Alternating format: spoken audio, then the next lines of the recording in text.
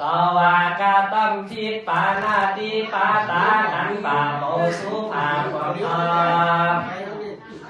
สิ่งวางเกิดเป็นกังวลอ้นขาลายแต่หาตีดึงเบาลอยล่วงลำไห้หันซอยเลนาลาทิยาไม่ไล่ทีกลางคืนนั้นแม่ดูไทยข้าบุญเลี้ยงดีส่วนนั้นมาว่าพระเจก้าเจ้าสนทานเดียวทุนแก้วหลุดเอาสมณะธรรมเอาผ่าอุตราสังฆามาปาดอธิษฐานเอาวัดเดียวสอยว่างขึ้นไปสู่พระตุลาการสะโพหน้าไปสื่อเบิกปันตุมาที่หลักหน้าขวัญใจสะเลเข้าไปสู่ในข้าสาเทียนพยากันนากาวาตีลาจาหันเลยามนั้นเจ้าก็โยดีญาติลูกจากอากาศลงมายืนอยู่ต่างประตูใหญ่อย่างพยาถุนนั่นแหละตาในกาลานั้นสายยังมีใจผู้หนึ่งใจตั้งมาเห็นเปิดจะไปปฏิวัติพระราชาเป็นเจ้าเดียวไต่เต่ามาทอน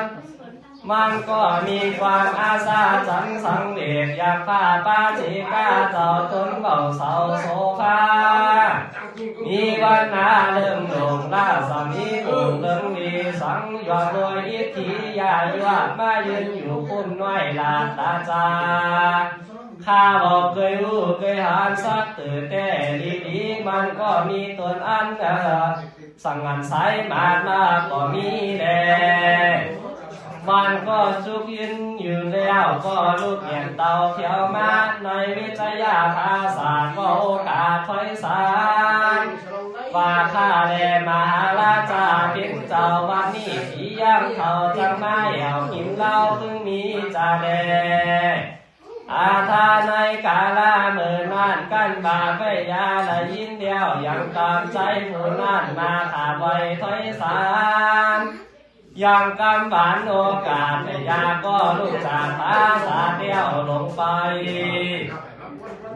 ยืนอยู่เตียป้าตูใจภาษาพอเลี้ยงลูกก็ลูกว่าเป็นข้าปาเจกาเจ้าตัวมีบุญเบาเสาโซฟา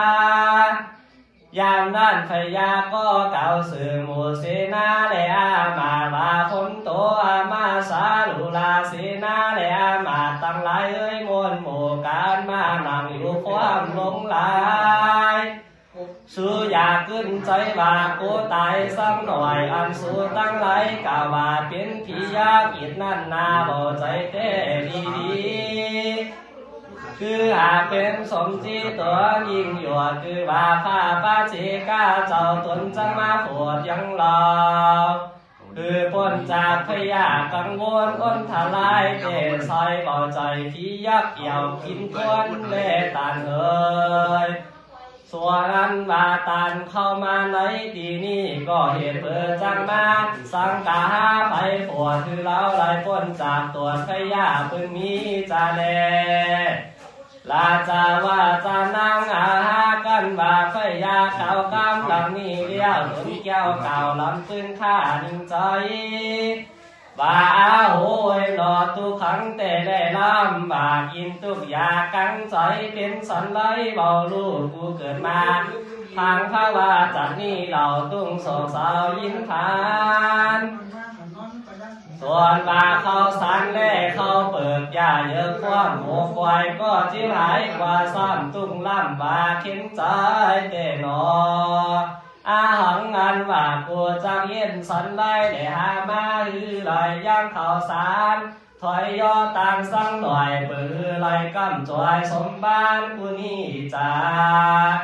ตาลางอันมากันหือต้านเก็บผ้าปาเจกาเจ้าตนมีวุ้นลำเดิดผ้าเสือแต่ปาริสุธา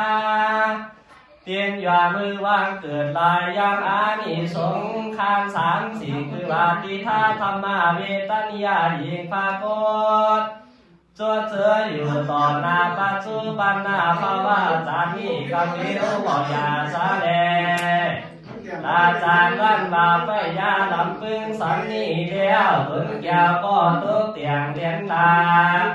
คือเอาอย่างคันท่ามาลาหลวกไม้อันเป็นเครื่องไว้แด่บุญจาเลี้ยวก็เข้าไปสู่ผ้าป้าเจกาเจ้าตนวิเศษก้อนว่างเกศเก่าวันตาว่าพัดเตคาแหล่เจ้าผู้ตนมีบุญสมปานำยิ่งหยวดเจ้าผู้เสด็จมาเมตตาโปรดกรุณาย่อมผู้ขาดเดดีว่าที่อันบาเข้าสารก็บ่มีสักกาบเข้าเปิดมาตรงสายก็บ่มีในหัวใจขาสาดข้าก็ยินขึ้นอยากกังใจเจแลสัมปาตินังส่วนนั้นบาเข้าขวางตั้งหลายถุงนั่นสายมีตนบาเกี่ยวเวียนเสียนสิ่งความไหลยิ่งเงินคามเครื่องผ้าลำดังมุ่งมาถุงนั้นมีในภาษาหัวใจจะถึงเอาตามใจบังไฟขอสื่อไรกำจอยสมบ้านของเธอละอ่อนเมื่อนานข้าพระเจกาจะตนฐานเดียวได้ยินเดียวก็หลวดตุ้มมีอยู่บอกป่าขันแดอาทาลาจาเมื่อนั้นพญาก็สมเศร้าอยู่ข้านิ้นใจเหลือวิสัยมากเดียวตนเกี่ยวหลวดออกปากดีพญาจึงตั้งสติจอดดูบาข้าพระเจกาเจ้าบอกข้าก่อเลยเข้าของตานต่อบ้างกวางเอาเขาบินนี่บาสิ่งเดียวแลบาอ่อน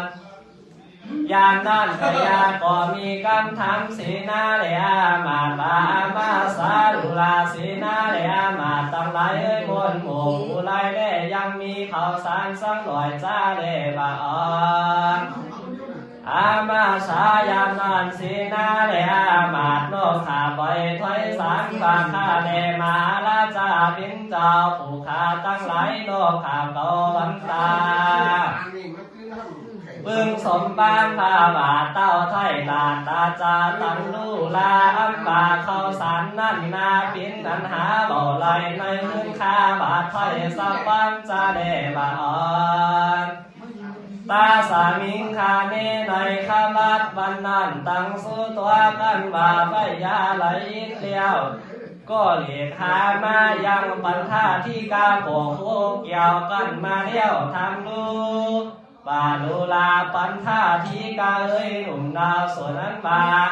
เข้าอันกูจะกินในวันนี้ยังมีสักหน่อยจะได้บาอ่อนเมื่อนั้นอามาเจ้าโอ้ไรจิงยกมือไว้บาตีว่าข้าเลมาลาจาพินเจ้า